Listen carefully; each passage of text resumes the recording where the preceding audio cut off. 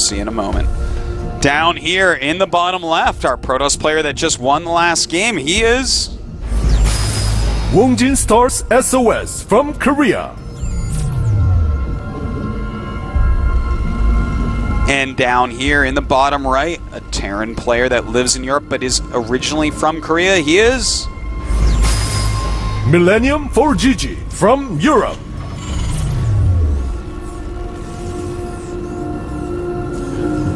All right, so Newkirk Precinct, there's a huge amount of area where you can fly things over, like medevacs and whatnot, so in that regard, it's going to be okay for Terran.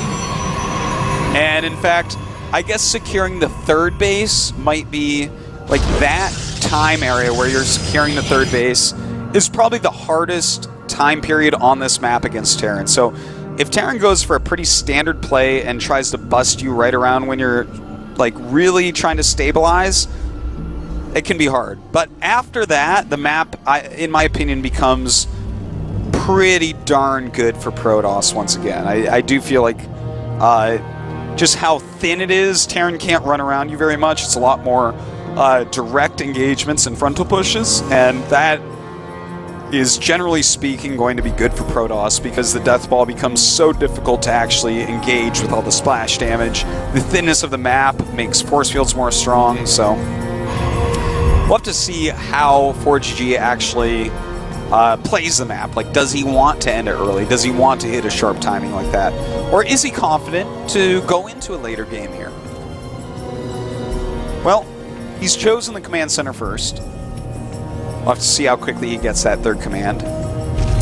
And pretty standard from him. Double barracks follow-up. Before we saw him go command center first, double barracks, then the third barracks and 2 gases, which is the very old school style of command center first. SOS, what does he choose for his tech route? He's only got 1 gas here, and he's actually chrono boosting a Stalker and the Mothership cores. He has a Zealot going across as well. He's going to be putting on some pretty heavy pressure with these, but he'll most likely just expand behind this. There's no reason for him to do anything else but to just rally over a few units, micro them to the best of his ability, and take his Nexus. So if he can kill a few SCVs, a few Marines and whatnot, he can negate the advantage gained from the quick command center. Command center first is only going to put you up a few SCVs, so if he goes over there and kills 5-6 SCVs, then suddenly SOS is going to be in a comfortable position, in a lead in fact. So with no bunker here, this is already looking really good for SOS. He's going to have 2 Stalkers, Mothership Core with a Time Warp, and he's going to have a Zealot as well. So that's going to be pretty strong. Luckily for ForGG, he has gone up to 3 racks very quickly, but he's going to have to pull SCVs as well. Now, pretty nice micro from both players. Those SCVs being great linebackers, keeping that Zealot off. But the Mothership Core comes in, and nice surround on the Stalker. You know, was that an overcommittal from SOS? I say I don't know that it was, because he's keeping the Marine count really, really low right now. So Mothership Core can do okay against like 1 or 2 Marines, and then especially if a Stalker's there. And so far it still has a lot of health. As long as he doesn't lose his Mothership Core, I don't think he'll be too sad about the outcome of this. Yeah, that wasn't too bad. And even on the resources lost tab, we can see that it is in the advantage of SOS. So not too bad. And as far as the actual SCVs killed, SOS killed 3 SCVs. Not the highest number, but he killed a lot of Marines, so that's nice. Okay, so he's going from this into Double Forge, and I think that this is totally fine on this map.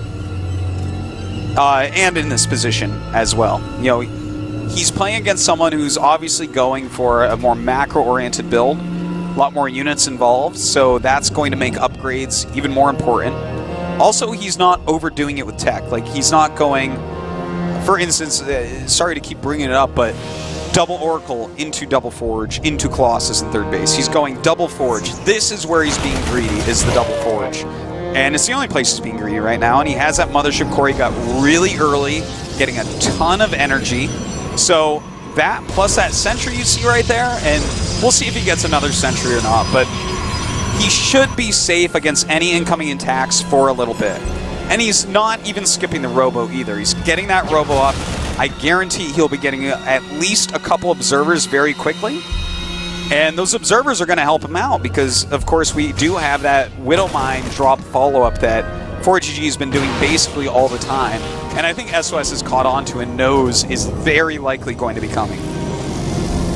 So if he can prevent all the damage from the Widowmine drop while getting these double upgrades so far ahead of ForGG, that's like the perfect scenario for him. Now, pretty late on those extra gates, so it makes the drops a little bit scarier, but again, this isn't...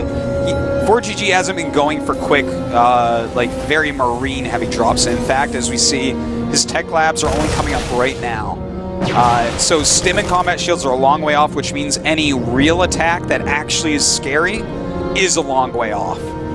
So SOS, really the only thing that matters for him right now is not taking a ton of damage from the Widowmine drops. That is the one thing that he needs to be very wary of, that he doesn't know for a fact yet anyways. And in fact, that Widowmine drop is incoming in the south. And his observer is a little bit north of there. There it is. Heaven Dom is a very good observer. Cheers to him. Alright. So, we'll see what this Widowmine drop can do, but oh, there's actually quite a few units in there. Not the best anti-Widowmine force, I have to say. But if he can just stomp down this this Widowmine drop, that is so important. Now, ForGG is moving out with other units as well. Now, yeah, gateway units out at the front, utilizing some force fields and whatnot, but let's see if this Widowmine drop can do very much. All right, much quicker that time. In fact, no kills yet. Very good. Now, his observers, he does have 2 observers, and he's kept that out of his natural, so at least he has one area he's mining from. And beautiful, targeting down the medevac, exactly the right choice. He might lose a few probes there, sending a few of them back. Oh god. Well, did that already go off? Yeah, I guess it did. Never mind, it has 1 kill. But he has to be really careful because it's going to be recharged very, very soon.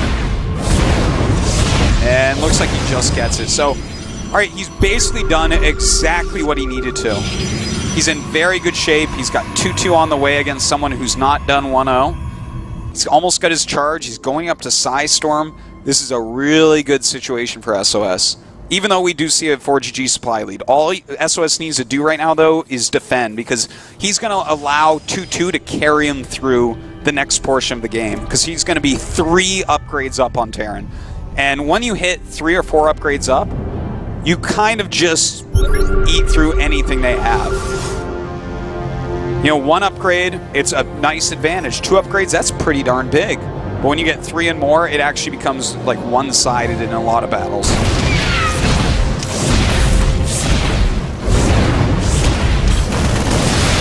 Alright, here we go. And not the best force fields, to be frank. He actually wanted a few more Marines in there.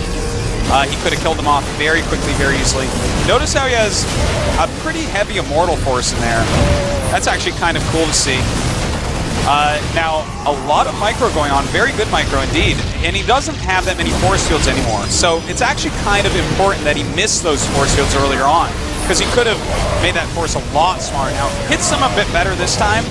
But imagine if he hit those force fields after hitting the other ones perfectly, there'd be nothing left in that force. In fact, that last tech may not have happened because he would have lost too much.